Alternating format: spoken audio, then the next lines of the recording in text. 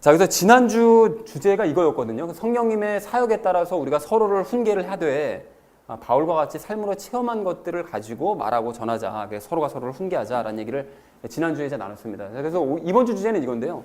그리고 복음을 잘못 알고 있거나 부족한 사람들이 있다면 그 사람들에게 연합의 복음을 바르게 가르쳐 주자라는 것이 이제 이번 주 주제가 되겠습니다. 그래서 이게 무슨 소리인지 이제 한 절씩 좀 살펴보려고 하는데요. 먼저 20절 말씀을 우리가 함께 읽도록 하겠습니다.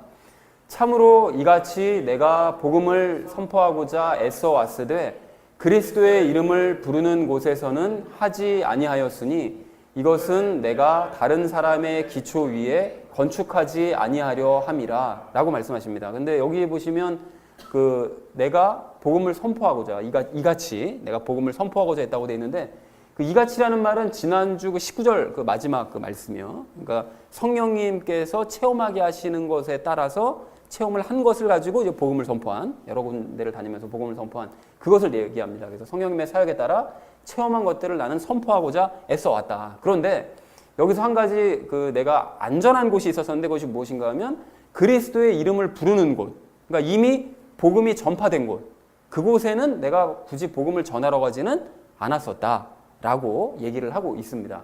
자, 그래서 이것은 내가 다른 사람의 기초 위에 건축하지 아니하려 함이라고 말씀하시는데 이게 다른 사람이 복음을 이미 전달한 곳, 전파해서 잘 믿고 있는 곳에는 복음을 전하지 않았다는 거예요. 그래서 이것이 암묵적인 규칙이라고 되어 있는데 당시 초대교회에서는 이제 다른 사도들이 먼저 가서 그 지역에 이제 복음을 선포하면 그러면 다른 사람은 그곳에 가서 이제 복음을 선포하지 않는 이제 그런 일들이 이제 암묵적인 규칙이 있었습니다. 그래서 우리나라도 초반에 복음이 들어왔었을 때 왜 지방 놀러 가시면 어떤 지역에 보면 감리교회만 잔뜩 있고 어떤 교회는 장로교만 잔뜩 이런 경우가 있잖아요. 그 이유가 장로교, 감리교, 선교사들이 가서 그 지역에 먼저 복음을 선포하면 다른 곳에는 가서 복음을 선포하지 않았습니다. 그래서 그 지역에 한 교파들만 이렇게 있게 되는 걸 볼 수가 있죠. 초대교회도 이제 그런 규칙이 있었었는데 그래서 20절 말씀을 정리하면 이렇게 정리해 볼 수가 있겠습니다. 바울은 성령님의 역사에 따라 복음을 전하는데 열심을 내왔었지만 그렇지만 이미 복음이 전해진 지역에는 전하지 않았는데 그 이유는 다른 사람이 복음을 전한 지역에 복음을 전할 필요가 없었기 때문에 굳이 복음을 전하지는 않았었다라는 얘기가 20절의 내용이 되겠습니다. 자, 이어진 21절을 우리 좀 함께 읽도록 하겠습니다. 오직 이것은 기록된 바 그에 대하여 전해 듣지 못한 자들이 보며 듣지 못한 자들이 깨달으리라 함과 같으니라 라고 말씀하시는데 그럼 이렇게 다른 사람의 복음을 전한 곳에 굳이 복음을 전하지 않은 것은 그냥 서로 예의 때문에 이렇게 한 거냐? 그것이 아니라 성경 기록에 근거가 있다는 거예요. 그래서 이제 그 기록을 얘기하시는데 여기서 기록된 바가 어떤 것을 기록한 것인가 하면 이사야서 52장 15절 말씀을 인용한 것입니다. 이사야서 52장 15절이 이처럼 그가 많은 민족들에게 뿌리를 터인즉 왕들이 그로 말미암아 자기 입을 다물리니 이는 그들이 지금까지 전해 듣지 못한 것을 보며 지금까지 듣지 못한 것을 깊이 생각할 것이기 때문이라 라고 말씀하세요. 근데 이게 무슨 소린가 하면 이제 예수님께서 많은 민족들에게 이 말씀을 이제 뿌리실 거라는 거예요. 이제 말씀을 이렇게 뿌리시면 왕들이, 그러니까 세상에 있는 모든 왕들이 그로 말미암아 자기 입을 이제 다물게 될 거라는 거예요. 복음 앞에 자기가 했던 세상적인 말들을 이제 입을 다물게 되고 그래서 그들이 지금까지 전해 듣지 못한 것들, 그러니까 복음, 생전 처음 들어봤던 거 복음을 듣고 보게 되고 또 지금까지 듣지 못한 것들을 깊이 생각하게 될 것이기 때문에 그러니까 즉 이방인들에게 복음이 전파될 것이다. 전혀 들어보지 못한 복음이 장차 이제 전파될 일이 생길 것이다 라는 것을 얘기한 것이 이사야서 52장 15절 말씀의 내용입니다. 그런데 이사야서 52장은 이제 바벨론 포로로 끌려갔던 이스라엘 백성들이 해방을 맞는 것, 그것을 예언한 글이기도 하지만 동시에 나아가서 방금 살펴본 것처럼 모든 민족들이 다 구원을 얻게 될 것을 말씀하신 그런 내용이라는 거예요. 자, 그런데 여기서 우리가 주목할 것이 무엇인가 하면 이같이 이제 복음은 그렇게 들어본 적이 없는 사람들이 들어야 되는 거라는 거예요. 이사야서 말씀에 나와 있는 것처럼 듣지 못한 사람들이 장차 듣게 될 것이므로 그러니까 이미 들은 사람들은 그걸 굳이 들을 필요는 없다라는 것이죠. 그러니까 복음은 그런 특성을 가지고 있기 때문에 이미 복음이 전파된 지역에는 복음을 전하지 말아야 한다는 그런 암묵적인 규칙이 말씀에 근거한 규칙들이 있었다라는 것이죠. 자, 그래서 21절 말씀을 이렇게 정리해 볼 수가 있겠습니다. 이사야서에 기록된 바와 같이 복음은 들어보지 못한 사람들에게 전해져야 하는 것이므로 그러므로 이미 복음이 전파된 지역에는 복음을 전하지 않았다. 자기는 전하지 않았다라고 바울이 이제 얘기를 하고 있습니다. 자, 이어진 22절 말씀을 함께 읽도록 하겠습니다.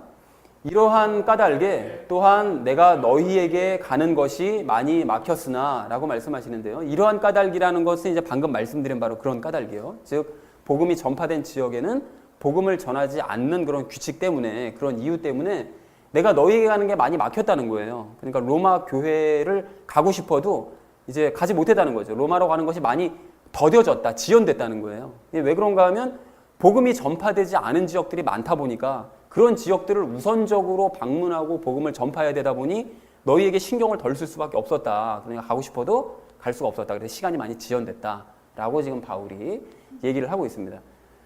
자, 그래서 22절 말씀을 이렇게 정리해 볼 수 있겠습니다. 복음이 전파된 지역에는 복음을 전하지 않는 규칙 때문에 내가 너희에게 가는 것이 많이 지연이 됐으나 라고 정리해 볼 수가 있겠습니다. 자, 이어진 23절 말씀을 우리 좀 함께 읽도록 하겠습니다.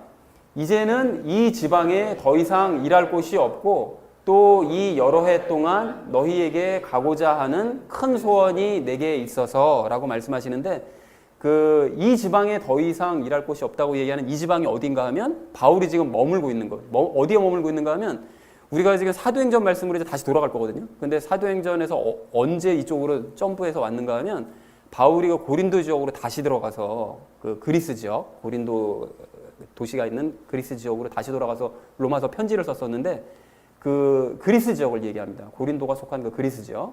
거기에는 더 이상 일할 곳이 없다는 거예요. 그러니까 무슨 얘기인가 하면 복음을 더 이상 새롭게 전할 곳이 없다는 거예요. 다 전해가지고 이 지역은 더 이상 전할 곳이 없다는 거죠. 그러니까 드디어 로마로 내가 이제 방문할 수 있게 되었다. 그쪽으로 건너갈 수 있게 되었다를 얘기하고 있습니다.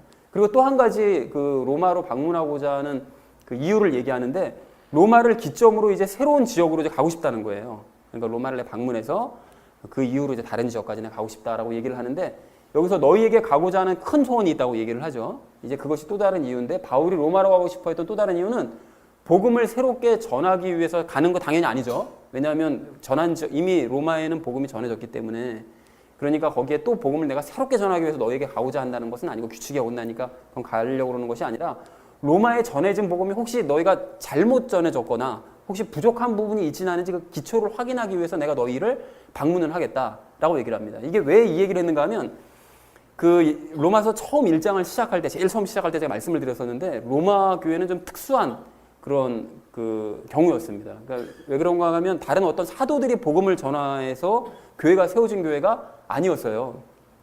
그러니까 왜 그걸 사도들이 전하지를 못했는가 하면, 당시에 로마에는 그 유대인들이 들어가지 못했습니다.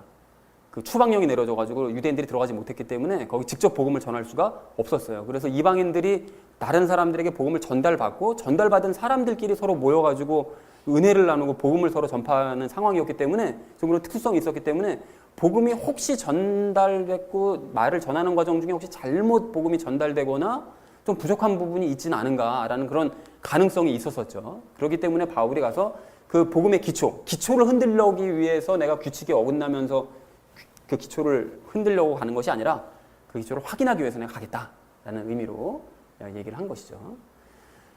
자, 그래서 23절 말씀을 이렇게 정리를 해볼 수가 있겠습니다. 그리스 지역은 더 이상 복음을 전할 곳이 없어져서 새로운 개척지로 내가 지금 나아가야 하는 상황인데, 그런 와중에 로마의 성도들이 다른 복음을 혹시 알고 있는지 그동안 궁금했기 때문에 조만간 내가 너희에게 방문을 하고 그곳을 기점으로 다른 곳으로 내가 새롭게 복음을 전달하러 가겠다라고 바울이 얘기를 하고 있습니다. 자, 그래서 마지막 24절 말씀을 우리 좀 함께 읽도록 하겠습니다. 함께 읽겠습니다. 언제든지 내가 스페인으로 여행하게 되면 너희에게 가고자 하노라. 만일 내가 먼저 너희와 사귐으로 다소 채워질 수 있다면 나의 여행 중에 너희를 보기 바라고 또 너희가 나를 거기로 보내줄 것을 바라노라 라고 말씀합니다. 그런데 여기서 이 스페인으로 여행한다고 얘기를 하는데, 바울의 최종 목적지가 스페인이었습니다. 그러니까 그 바울의 입장에서는 그 땅끝까지 복음을 전한다고 하시는 그 땅끝이 그 스페인이었다라고 인식했다는 그런 연구가 있어요. 그래서 이 스페인으로 가고자 했는데, 그 스페인이 어딘가 하면 바로 여기입니다. 그리고 지금 바울이 지금 머물고 있는 곳이 바로 이 아래 고린도 여기 있죠. 고린도 여기에서 지금 있는데, 로마로 제가 건너가서 복음을 전하고 올라가서 끝까지 이제 스페인까지 가가지고 이제 복음을 전하고 싶다라고 이제 피력을 한 거죠. 그런데 이 채워질 수 있다면이라고 얘기를 합니다. 그러니까 바울이 이게 무슨 소린가 하면 헌금을 받기 원한다는 거예요. 그러니까 당시에는 그 선교를 어느 지역을 가게 되면 그 주변에 가까이 있는 교회에서 그 헌금을 모아서 선교 비용을 이제 부담을 해줬었기 때문에 그 로마를 교회를 가게 되면 너희에게 그런 헌금을 받아서 그 힘으로 내가 스페인까지 갔으면 좋겠다라고 얘기를 하고 있는 것이죠. 그러니까 로마 교회 성도들의 후원을 내가 받을 수 있다면이라고 얘기하고요. 또 여행 중에 너희를 보기 바란다고 얘기하는데 이 여행 중이라는 말에 우리가 주목을 할 필요가 있습니다. 그러니까 바울은 지금 다시 한번 강조하지만 복음을 전하기 위해서 지금 가는 것이 아닌 거죠. 복음을 전하기 위해서 가는 것이 아니라 복음을 확인하기 위한 방문임을 다시 한번 분명히 언급을 하는 거예요. 그러니까 너희가 최종적인 목표가 아니라 그 여행하는 중에 스페인까지 가는 그 여행하는 중에 너희를 잠깐 들러서 너희를 잠깐 보기를 원한다라고 지금 바울이 얘기를 하고 있다는 것입니다. 자, 그래서 24절 말씀을 이렇게 정리해 볼 수가 있겠는데요. 스페인으로 전도 여행을 갈 계획이 잡히면 로마 교회를 내가 잠깐 방문을 하겠다. 그래서 너희의 복음 상태가 어떤지 그 기초를 확인을 한번 해봤으면 좋겠다라고. 그리고 로마 교회 후원을 통해서 스페인까지 내가 갈 수 있기를 바란다라는 것이 24절의 내용이 되겠습니다. 자, 그래서 이렇게 이제 24절까지 나눴다면 오늘 본문을 그 각절을 이렇게 정리해 볼 수가 있겠는데요. 나 바울은 성령님의 사역으로 체험한 것들만 전해서 많은 곳에 복음을 전할 수 있었다. 이것이 지난 그 19절 말씀의 내용이었고요. 그리고 이사야서 말씀을 따라서 복음이 전파된 곳에는 복음을 전하지 않았다. 열심히 이렇게 복음을 전하다 다녔지만 전파된 곳에는 전하지 않았다. 이것이 19절부터 21절의 내용이고요. 그래서 로마로 가는 것이 많이 지연됐다. 왜냐하면 로마에는 복음이 이미 어떤 모양이든지 간에 일단 전달이 됐기 때문에 로마로 가는 것이 많이 지연은 됐는데 그리스 지역은 더 이상 이제 복음을 전할 곳이 없어졌고 로마 교회가 또 궁금하기도 했으므로 복음이 잘 어떻게 전달됐는지 확인하고 싶기도 했기 때문에 그래서 나는 이제 로마를 갈 거다. 그런데 스페인으로 갈 계획이 잡히면 그때 잠깐 방문을 하겠다. 그리고 너희의 후원을 받아서 내가 스페인까지 가도록 하겠다라는 것이 오늘 본문 전체의 내용이 되겠습니다. 여러분 본문 전체가 내용이 이해가 되셨죠? 이렇게 특별히 어려움 없이 이해가 되셨는데 우리가 이제 결론을 맺기 전에 오늘 본문 말씀에서 한 가지 주목하실 점이 있어서 함께 이야기를 나누려고 합니다. 그 결론을 맺기 전에 중요한 점을 확인하실 것이 있는데 복음이 이미 전파된 곳은 복음을 전할 필요가 없다라고 바울이 오늘 분명하게 20절과 21절에서 그 이사야서 말씀을 근거로 이렇게 선포를 하더라는 것이죠. 자, 그런데 바울은 복음이 전해진 로마 교회에 그러면 왜 서신서를 보냈으며 이미 복음이 전파됐는데 왜 거기에 복음과 관련된 가장 복음의 핵심이라고 할 수 있는 그런 그 로마서를 작성을 하면서 왜 서신서를 보냈으며 방문까지 하려고 했는가? 왜 그렇다고 그랬죠? 왜 그랬냐고 했냐면 복음을 그렇지 전하려는 것이 목적이 아니라 새롭게 전하는 것이 목적이 아니라 기초를 확인하고 복음의 기초가 잘 다져졌는지를 확인을 하고 바르게 세우기 위해서 방문하는 것이다 라고 얘기를 하더라는 것입니다. 자, 그래서 바울은 이미 복음이 전파된 고린도 교회에 여기서 예가 있는데요. 그 고린도 교회 과거에 자기가 고린도 교회를 세웠는데 이미 복음이 전파된 곳이잖아요. 그런데 그렇게 복음이 이미 전파된 고린도 교회에 침투해서 가짜 복음을 이 거짓 교사들이 전파를 했었잖아요.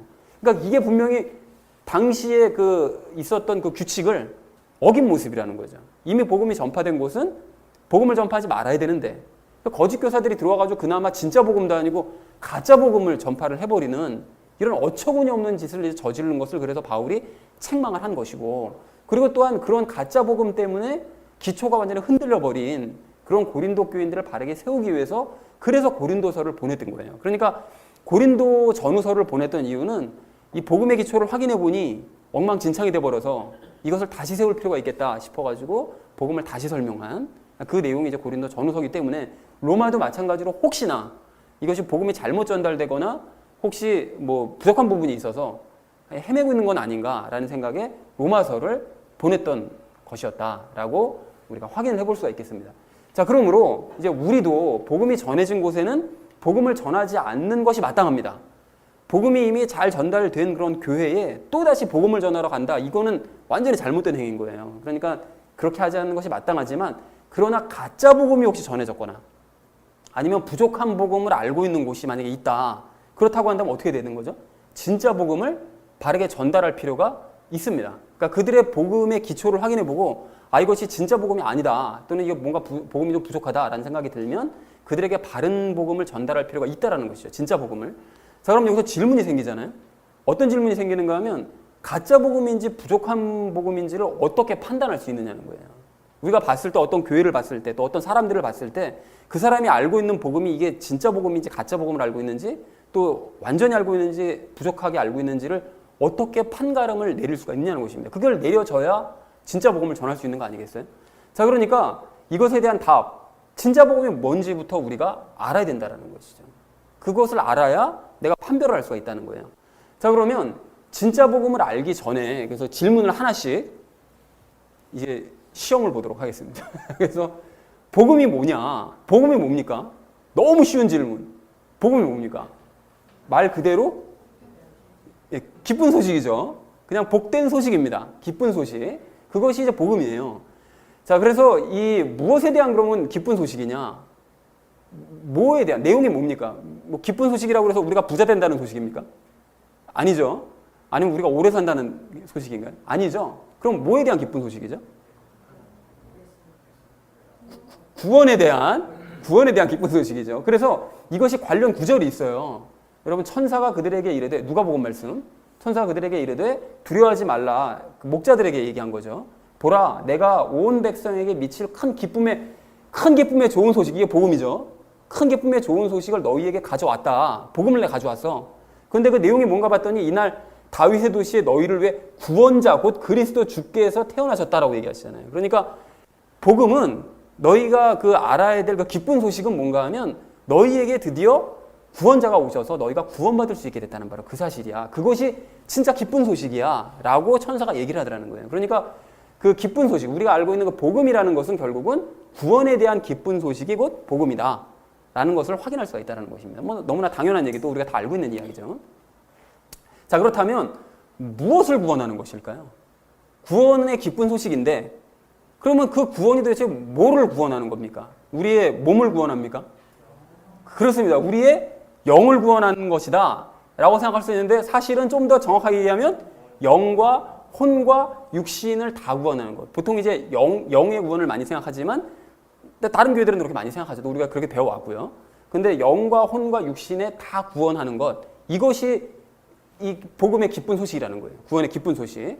그래서 이것이 예전에 우리 영과 혼과 육으로 정리를 했는데 영은 과거, 혼은 현재, 육신은 미래에 관련된다고 말씀을 드렸었잖아요. 그래서 과거에 우리가 과거, 현재, 미래의 믿음을 가지고 있어야 된다. 과거에 예수님께서 십자가에 못 박혀 죽으심으로 그것을 믿는 사람들은 영이 구원받고 또 오늘 이 시간 예수님과 내가 연합해서 하나가 되어서 살아가는 것이 그렇게 예수님을 닮아가는 삶을 사는 것이 혼의 구원이고 먼 미래에 예수님께서 다시 오실 때 그때 예수님께서 입으셨던 그 새로운 육신을 나도 입게 되면 그럼 나의 육신도 그때는 이제 완전히 구원을 받게 되는 거죠. 그래서 영과 혼과 육신의 구원이 곧 과거, 현재, 미래의 그 구원이다. 그것이 곧 기쁜 소식, 복음이라는 거예요. 그러니까 여기까지 이제 쭉 정리가 됐단 말이죠. 근데 여기까지 마지막 절까지 정리가 안 되시는 분들도 그리스도인들이 굉장히 많을 거예요. 이게 태반이 안 될 거예요. 이게 알듯하면서 잘 모르시고 헷갈려하고 막 이렇게 된단 말이죠. 근데 우리는 여기까지 잘 알고 있다는 것입니다. 자, 그래서 여기까지는 이제 아는 사람들도 있겠지만 중요한 것, 여기서 한 가지 더 이제 점프를 할 필요가 있는데 중요한 게 뭐냐면 이렇게 영과 혼과 육신의 구원을 받는데 그것이 이제 그 복음인데 그것에 감춰진 근본적인 원리가 있다는 거예요. 그 밑에 숨겨진 영과 혼과 육신을 구원받는 것에 그 밑에 깔려진 근본적인 원리, 공통된 원리가 있는데 그거를 깨달아야만 한다는 거예요. 그것이 무엇이냐? 그것이 뭘까요? 이것이 바로 아까 전에 그 복음이 뭐냐고 여쭤봤을 때 여러분 대답하셨던 거 뭡니까? 그렇습니다. 예수님과 연합이에요. 그것이 밑에 깔려져 있는 근본적인 원리와 숨겨진 비밀이라는 거예요. 이게 너무 중요하다는 거예요. 이게 점프가 안 돼요. 사람들이 대부분. 이걸 못 보는 거예요. 이게. 자, 그래서 이게 왜 그런 것인지 설명을 드리자면 예수님과 연합해야 영의 구원 받는 거죠. 그리고 연합하신 예수님과 함께 내가 하루하루를 삶을 살아가면서 혼의 구원, 즉 예수님을 닮아가는, 그러니까 성령님의 열매를 맺어가는 그 혼의 구원을 이뤄가는 거죠. 그리고 장차 내가 연합하신 그 예수님, 나와 연합하신 그 예수님께서 입으셨던 그 신령한 육신, 그 신령한 육신을 나도 입어서 육의 구원을 이루게 되는 거죠. 그러니까 예수님과 연합하는 그 개념이 모든 것의 중심이 되고 그것이 없으면 영의 구원도 혼의 구원도 육신의 구원도 있을 수가 없다라는 사실을 분명 알 수 있다는 것입니다. 그러니까 영혼 육의 구원은 반드시 예수님과의 연합이 필수적인 요소다 라고 우리가 확인을 할 수 있다라는 것이죠. 자, 그래서 이 부분을 또한 이 세 가지, 마지막에 얘기했던 이 세 줄을 또 이 세 줄을 통해서 우리가 여러 가지 교리들을 우리가 여기서 또 도출을 해낼 수가 있는데, 예수님과 연합함으로써 영의 구원을 받는 것을 보통 사람들이 뭐라고 얘기하는가 하면 칭이라고 얘기해요. 그렇죠?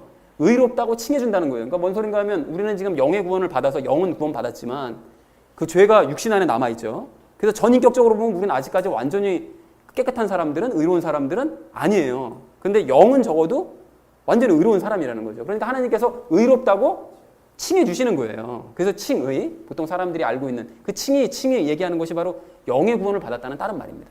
우리는 이걸 알고 있는 거예요, 자세하게. 자, 그리고 두 번째로 혼의 구원을 이루어가는 것을 성화라고 얘기해요. 성화라는 얘기는 많이 들어보셨잖아요. 거룩하게 되어져 가는 것.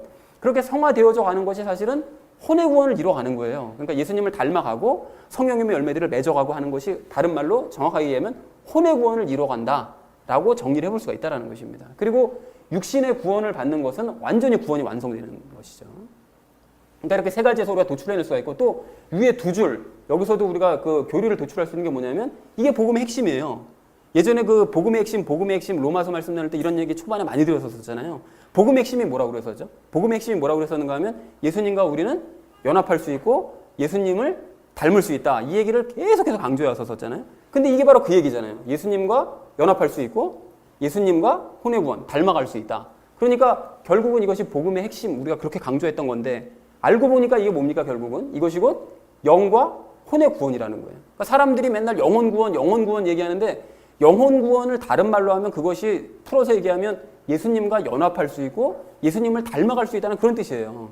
그리고 그것이 곧 영혼 구원이 복음의 아주 핵심적인 내용이라는 것이죠. 이제 육신 있는 구원받는 건 뭐 미래에 있을 일이니까 이렇게 정리를 해볼 수가 있다는 거죠. 정리가 되어가고 계시죠? 자, 그리고 이 중간에 있는 이 혼의 구원도 사실 혼의 구원을 이루어갈 때 성령님께서, 우리가 그동안 몇 주 동안 강조해왔던 것, 성령님께서 우리에게 말씀을 가르쳐 주시고 또 그 말씀대로, 깨닫게 하신 말씀대로 살게 하신다. 그것이 성령님의 큰 두 가지 사역이라고 그랬는데, 그것이 혼의 구원을 이루어갈 때 이 일들이 일어나고 있다는 것이죠. 그러니까 우리가 지금 그동안 뭐 알고 있었고 또 기본적인 어떤 성경적인 교리라든지 이런 것들이 예수님과의 연합과 관련된 이것으로 다 정리할 수가 있고 설명을 할 수가 있다는 것입니다. 그러니까 모든 복음의 핵심 중심에는 무엇이 있는가 하면 예수님과의 연합의 교리, 이것이 중심에 있는 거예요. 이거를 발견을 하느냐 못하느냐, 이 비밀을 발견을 하느냐 못하느냐에 따라서 이게 진짜 그리스도냐 가짜 그리스도냐 이게 구별이 된다는 것이죠. 자, 그러니까 예수님과의 연합의 교리는 복음의 본질이다 라고 결론을 내려볼 수가 있더라는 것입니다. 자, 그래서 고린도전서 3장 11절 말씀도 보시면 복음의 기초는 곧 예수 그리스도시라고 선포를 해요.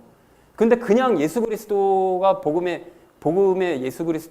곧 예수 그리스도다 이렇게 하면 그게 무슨 소리야 이렇게 생각할 수가 있는데, 그래서 그 밑에 있는 3장 16절을 보시면 우리가 하나님의 성전이고 하나님의 영께서 우리 안에 거하신다라는 얘기를 굳이 말씀하시거든요.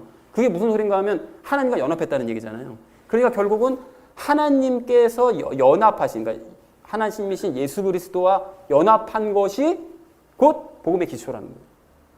이렇게 분명하게 고린도서에서도 아주 분명하게. 근데 이것이 이렇게 쭉 펼쳐서 기록되어 있으니까 요약해서 이 내용이 교리가 안 보이는 거죠.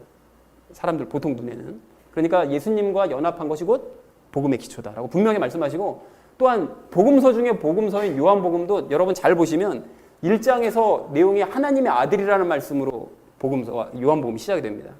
그리고 마지막 그 21장에서 그 베드로 관련된 사건 그거 빼고 20장까지만 해도 요한복음이 딱 끝나는 것 같은 느낌이 들잖아요. 그때 그 20장 마지막도 보면 하나님의 아들에 대한 말씀으로 마무리가 지어져요. 이게 여러분 우연이 아니거든요. 이게 무슨 소린가 하면 하나님의 아들이라는 얘기하고 연합에 대한 말씀이라는 거예요. 그러니까 무슨 소리냐?